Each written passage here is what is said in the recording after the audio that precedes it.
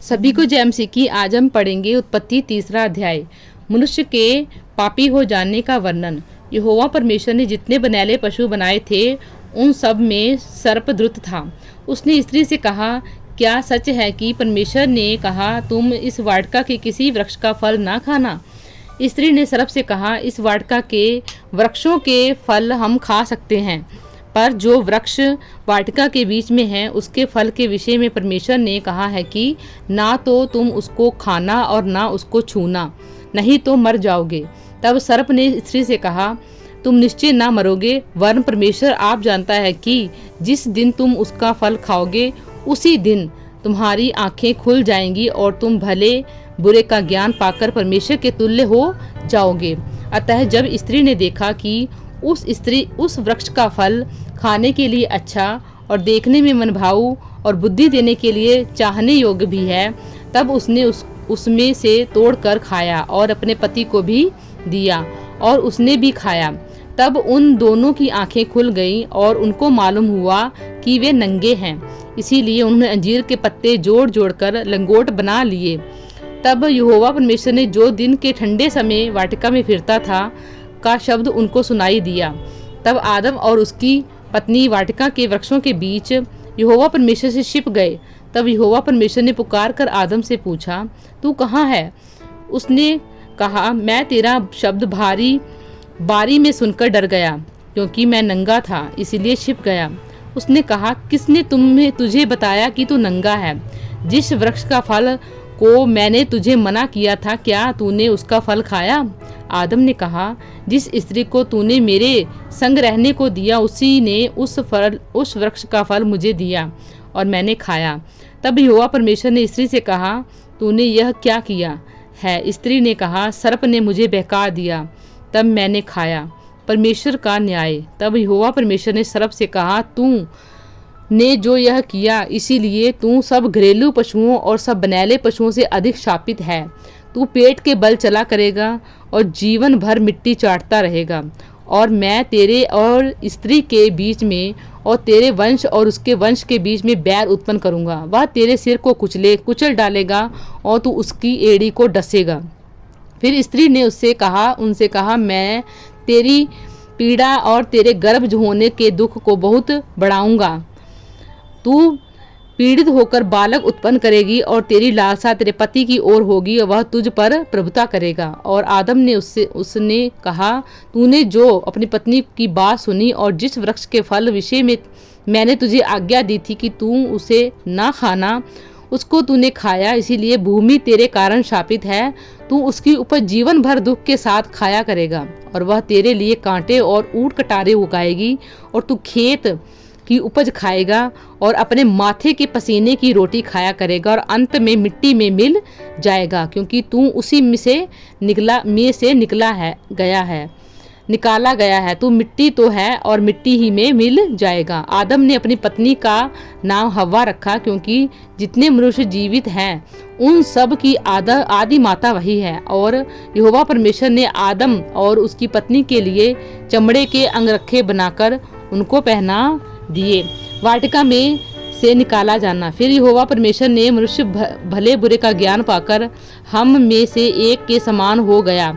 इसीलिए अब ये ऐसा ना हो कि वह हाथ बढ़ाकर जीवन के वृक्ष का फल भी तोड़ के खा ले और सदा जीवित रहे। इसीलिए यहोवा परमेश्वर ने उसको अदन की वाटिका में से निकाल दिया कि वह उस भूमि का पर खेती करे जिसमें से वह बनाया गया था।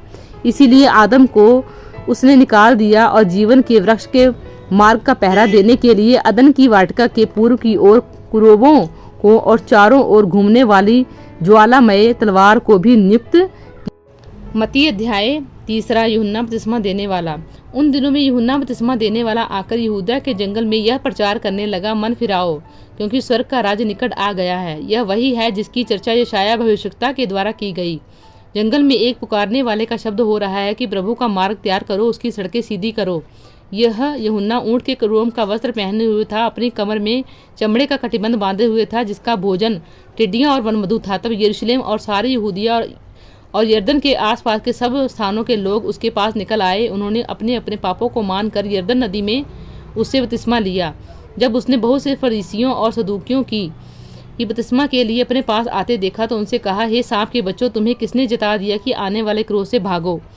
इसीलिए मन फिराव के योग्य फल लाओ और अपने अपने मन में यह ना सोचो कि हमारा पिता अब्राहम है, क्योंकि मैं तुमसे कहता हूँ कि परमेश्वर इन पत्थरों से अब्राहम के लिए संतान उत्पन्न कर सकता है। अब कुल्हाड़ा पेड़ की जड़ पर रखा हुआ है, इसीलिए जो पेड़ अच्छा फल नहीं लाता वह काटा और आग में झोंका जाता है। मैं तो पानी से तुम्हें मन फिराव का बपतिस्मा देता हूँ, परंतु जो मेरे बाद आने वाला है वह मुझसे शक्तिशाली है। मैं उसकी जूती उठाने के योग्य नहीं। वह तुम्हें पवित्र आत्मा और आग से बपतिस्मा देगा। उसका सूप उसके हाथ में है और वह अपना खलिहान अच्छी रीति से साफ करेगा और अपने गेहूं को तो खत्ते में इकट्ठा करेगा, परंतु भूसी को उस आग में जलाएगा जो बुझने की नहीं। यूहन्ना द्वारा यीशु का बपतिस्मा। उस समय यीशु गलील से यरदन के किनारे यूहन्ना के पास उससे बपतिस्मा लेने आया, परंतु यूहन्ना यह कहकर उसे रोकने लगा, मुझे तो तेरे हाथ से बपतिस्मा लेने की आवश्यकता है और तू मेरे पास आया है।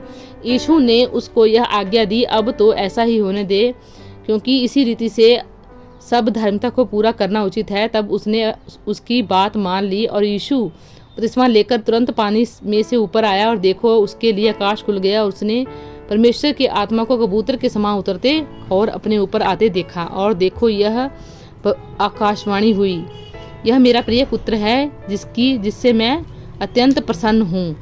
यिर्मयाह उसका 2:9 से लेकर 19 आयत तक। अपने लोगों के विरुद्ध परमेश्वर का मुकदमा। इस कारण यहोवा यह कहता है, मैं फिर तुमसे विवाद और तुम्हारे बेटे और पोतों से भी प्रश्न करूंगा। कित्तियों के दीपों में पार जाकर देखो या केदार में दूत भेजकर भली भांति विचार करो और देखो कि ऐसा काम नहीं कहीं और भी हुआ है।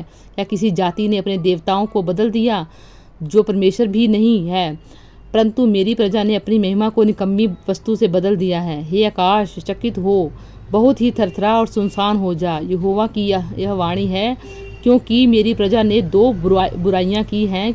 उन्होंने मुझ बहते जल के सोते को त्याग दिया और उन्होंने हौद बना लिया, वरन ऐसे हो जो टूट गए और जिनमें जल नहीं रह सकता।